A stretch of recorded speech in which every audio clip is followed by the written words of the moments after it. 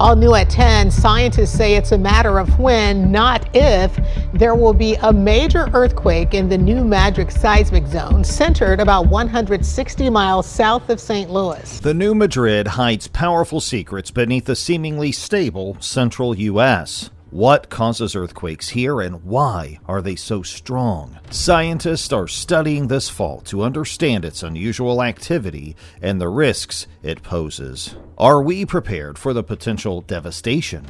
Could weather or human actions influence these tremors? What do you think? Are we ready for what lies beneath? Well, to know all about this, you have to stay tuned till the end. In the early 1800s, the new Madrid Fault produced a series of earthquakes so strong that they changed the landscape. Between 1811 and 1812, the region experienced violent shaking that caused parts of the Mississippi River to reverse its flow, destroyed entire towns, and left the land scarred. These quakes were among the strongest ever recorded in the United States. Experts today warn that the danger hasn't disappeared.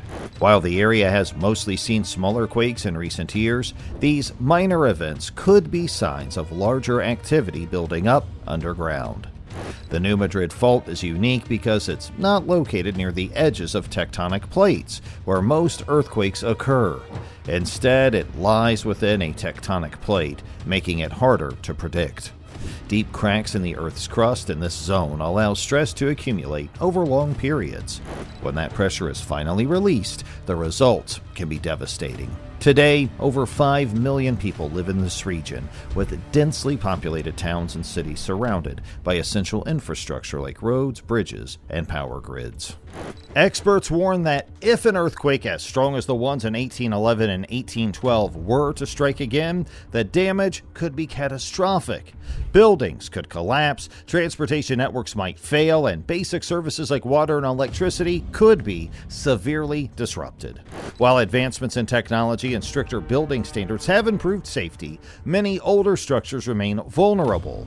Seismologists keep a close watch on this area, and even small tremors are analyzed for any signs of an impending major quake. Preparing for this threat is crucial. Raising awareness, reinforcing infrastructure, and creating emergency plans can help protect communities if another powerful earthquake strikes. The new Madrid seismic zone in Missouri may seem calm on the surface, but deep below lies a hidden force that's anything but peaceful. Why does this seemingly stable area experience earthquakes? And what makes them so unusual compared to those in places like California? Well, let's dig into this fascinating mystery. Unlike earthquakes that happen along the edges of tectonic plates like the San Andreas Fault, New Madrid's activity comes from within the North American plate itself.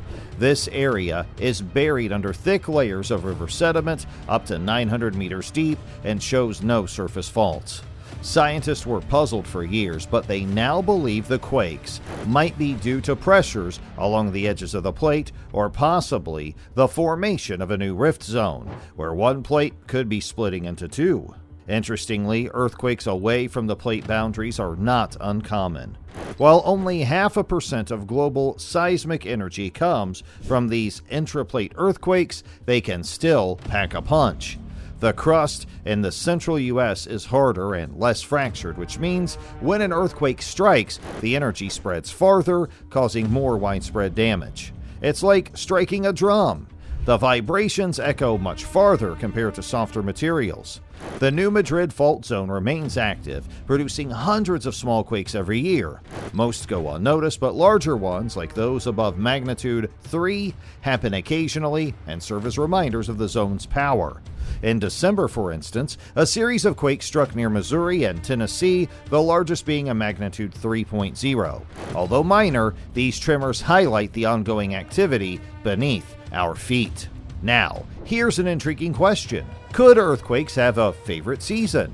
While science says earthquakes are random, data from the New Madrid region shows that over 70% of its larger quakes occur between October and March. Coincidence? Maybe, but it's a curious pattern worth exploring further. Finally, let's debunk a common myth: earthquake weather. Some believe specific weather conditions like hot and dry days trigger quakes. This idea dates back to ancient Greece, but modern science has proven otherwise. Earthquakes originate deep below the surface, far beyond the reach of weather. So whether it's sunny or rainy, the Earth doesn't discriminate. It moves when it's ready. The new Madrid Fault remains a complex puzzle, and while we can't predict when the next big quake will strike, ongoing research ensures we stay informed and prepared. What do you think? Are we ready for what's beneath us? The idea of earthquake weather has intrigued people for a long time, but scientists have found little evidence to support it. The U.S. Geological Survey explains that the only notable link between earthquakes and weather comes from major storms like hurricanes. These storms create large changes in atmospheric pressure, which can sometimes trigger slow earthquakes. Unlike regular earthquakes, these events don't cause shaking but release energy over a long time. While such pressure changes could theoretically influence larger earthquakes, the chances are very slim and not statistically significant. But what about the climate? Could it have an impact on earthquakes? To explore this, scientists have studied how certain tectonic processes might relate to seasonal or long-term climate changes.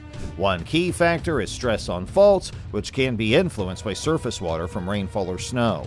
Studies have shown some connections, particularly with very small earthquakes called microseismicity.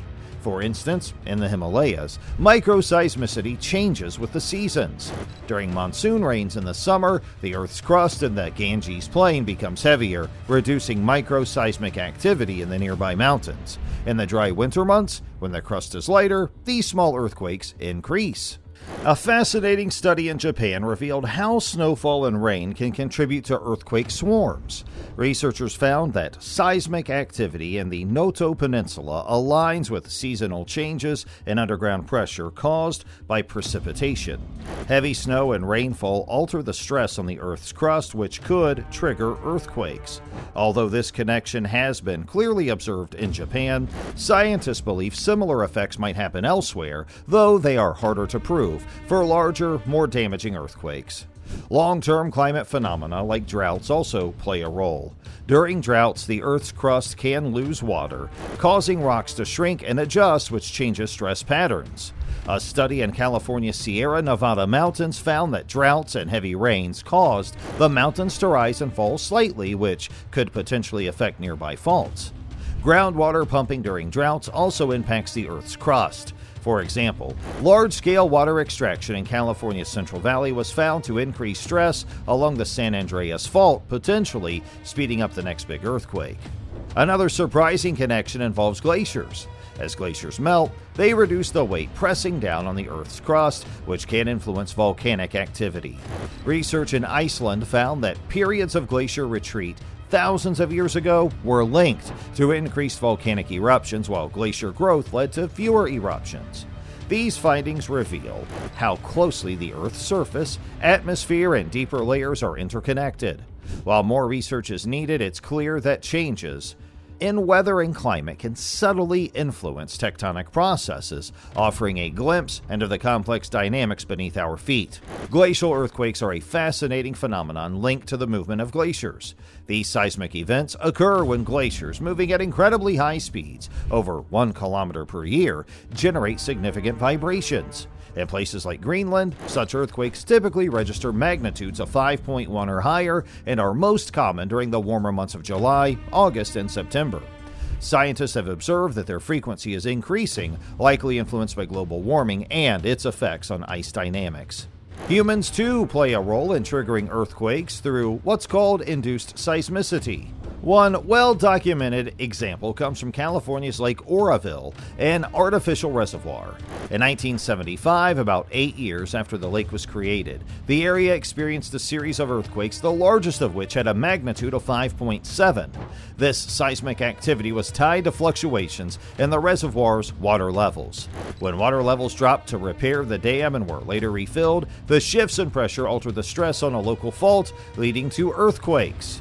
Researchers noticed a pattern in the years following these events. A seismic activity tended to decrease as the reservoir filled during wetter months and increase when water levels dropped during drier months. So, where does this leave us in understanding earthquakes? So let us know your views in the comment section below. And for more such amazing videos, do subscribe to our channel.